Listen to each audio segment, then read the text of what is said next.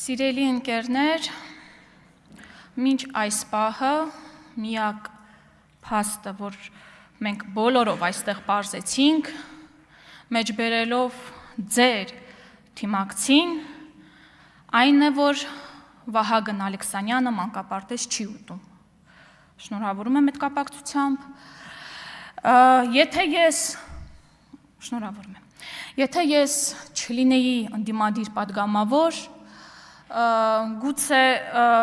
անկեղծորեն, ամենայն անկեղծությամբ ուզենայի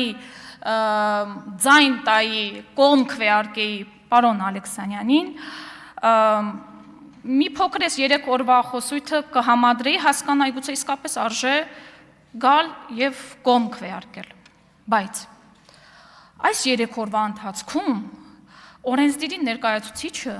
բառացի գալիս ասում է, որ ինքը անընդհատ խոսում էր, որ պետք է ընտրական օրենսգիրքը խախտվեր, ասում էր ես խոսում եմ ժողովուրդ ջան, ասում եմ եկեք խախտենք այդ օրենսգիրքի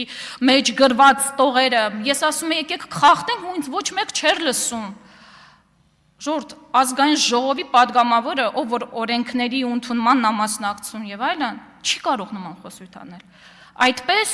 ասում եք եկեք ընդունենք զինվորները ընդ ուշացած են եկել եւ այլն, նախ զինվորին այդպես չեն հարգում։ Իմ գործընկեր Վաղինակը Վարդանով մի փոքր անդրադարձել է այդ հարցին, էլ չեմ անդրադառնա։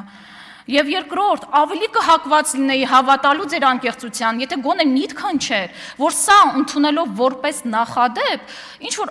առաջարկություն անեիք, ասեիք փոփոխություն մտցնեինք օրենքի մեջ եւ այլն, եւ դրանից հետո նման միջադեպերը օրինական համարվեին, բայց դուք ջատագովում էիք, որ ընտրական օրենսգիրքը խախտվի։ Սա անորմալ երևույթ է։ Երկրորդ, ասում եք, որ 29 падգամավորները առնվազն այստեղ նստած ընտրակեղծիքի շնորհիվ են այստեղ, նորից օրենքի ընդունման մասնակցող անձնավորություն, եթե գեթ 1 падգամավորը այստեղ ընտրակաշարքով է գտնվում, գեթ 1-ը իշխանությունը դուք եք, դիմեք ընտրությունները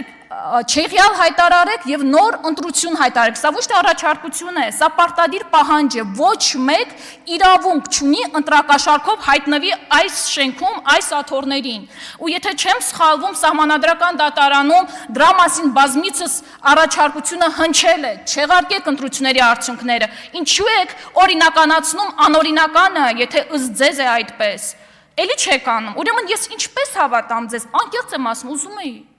բայց չեմ կարող հավատամ, առնվազն այս 3 օրվա ընթացքում ես տեսա 2 հատ խախտում, որը որ աչքներիս դեմը տեղի ունեցել, սիրելի ընկերներ։ Հետո շատ խոսեցինք 300,000 ադրբեջանցիներից, ուրեմն 300,000 ադրբեջանցիների Հայաստան բերելու թեման մենք խոսում ենք գիտեք ինչի համար,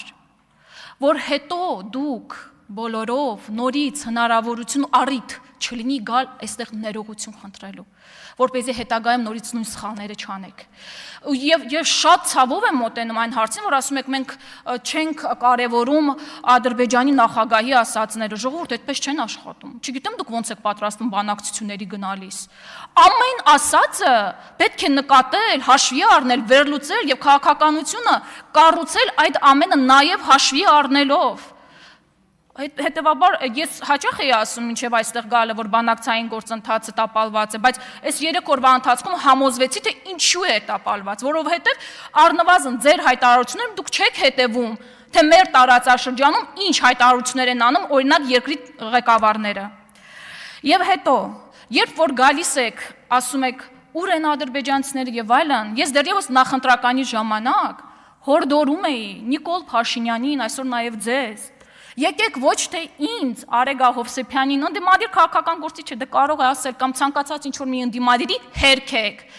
այլ այդ տեղեկատվության սկզբնաղբյուրին, Իլհամ Ալիևին, եկեք, կանգնեք, հայտարարեք, Իլհամ Ալիև, դուք ստում եք, նման օրակարգ չկա, որովհետև մենք, գիտեք, եթե պատկերավոր ասենք, մենք ասում ենք, որ ժողովուրդ ջան, տանկը գալիս է, երեխան քնած է, դուք էլ ասում եք երեխային մի արթնացրեք, ասում եք գալիս է տանկը, ասում եք դե երեխային մի արթնացրեք։ Սա լուրջ չի եւ հիմա ես հասկանում եմ, թե ինչու է այս վիճակում բանակցային գործընթացը, իսկապես։ Հետո ասում եք հա, Անդրանիկ Գևորգյան ջան, գիտեք, ինձ թվում է շատ անդրադառնալ Արփի Դավոյանի ելույթին պետք չէ, անկեղծ ասած, որովհետև ես կողքից որ նայում եմ, ինձ մոտ տպավորություն է, որ ինքը ուղղակի ուզում է արդարանալ իր ղեկավարների առջև, թե ինչու իր ծննդավայրում ինքը չի հաղթել։ Դու հաղթել ես, ինքը չի հաղթել։ Այնպես որ խնդրում եմ թեման փակենք, հասկացանք, Արփի Դավոյան, ձեր ծննդավայրում ձեր ժողովուրդը ձեզ այդքան ձայն չտվել, ինչպես օրինակ Անդրանիկ Գևորգյանին, իր պապային եւ այլն։ Իսկ եթե դուք օրինակ խախտում եք տեսել այդտեղ, արձանագրեցիք այստեղ, այլ հաստատություններ կան, գնացեք այնտեղ դիմեք, թող այդ հարցով զբաղվեն։ Հիմա արձանագրում ենք, Արփի Դավոյանը պարտվել է, Անդրանիկ Գևորգյանը այնտեղ հաղթել է, փակեցինք թեման։ Հետո Արման Եղոյանը էլի այստեղ չէ, էլի տեսնում ենք այստեղ դատարկ աթոռներ ձեր թիմակիցների կողմից, բայց դե ոչինչ, մեկը կանդրադառնամ։ Ինձ թվում է ինքը իր թիմակիցների հանդեպ սիրուն չի վարվել, որովհետև ինչ որ թվում է ինքնահաստատվում էր, ինքնահաստատման ինչ-որ փորձեր էր անում, կողքից հաստատ սիրուն չի թվում, բայց ժողովուրդ ջան, եթե դուք 64 հոգով մինչ օրս չգիտեք ձեր հայրենիքը որն է, հայ ժողովրդի պատմությունը որն է, խնդրում եմ այդ ձեր 64 հոգու պատկերացումները մի պրոյեկտեք մի ամբողջ ժողովրդի վրա։ Եվ գիտեք, այսօր այստեղ խոսակցություն եղավ կառուցելու, մանկապարտեզներ կառուցելու, ուտելու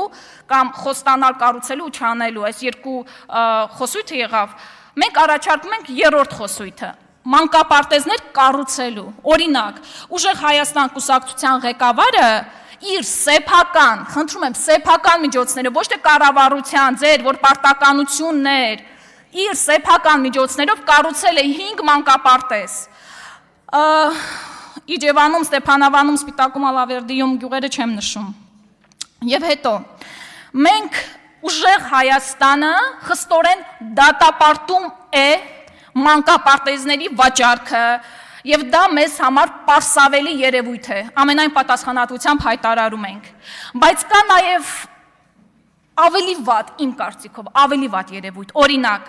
Արցախում 217 դպրոց, 7 քոլեջ, 4 համալսարան անցել է ադրբեջանցիների ձեռքը։ Արցախի մշակութային տները, համայնքային կենտրոններն ու դպրոցները օգտագործվում են ռազմական նպատակով, որպես ոստիկանական եւ զինվորական հենակետեր եւ կենտրոնատեղիներ, մասնավորապես։ Շուշի քաղաքի Խաչատուր Աբովյանի անվան դպրոցը վերածվել է ադրբեջանական բանակի կառավարման կենտրոնի։ Նույն ճակատագրին է արժանացել Մարտակերտի շրջանի Չափար գյուղի դպրոցը, Գետավանի, Սառնախբյուրի, Ուխտաձորի համայնքային կենտրոնները։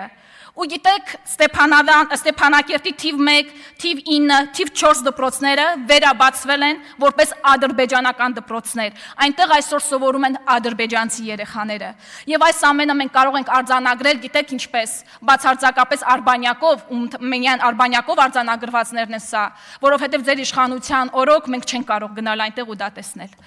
Եվ գիտեք, դուք ասում եք մենք ադրբեջանական խոսույթ ենք վերում այստեղ, ինչ-որ ադրբեջանական նարատիվներ, ուղղակի ուզում եմ մեջ բերել 2026 թվականի հուլիսին Իլհամ Ալիևի խոսքը, նա ասում է,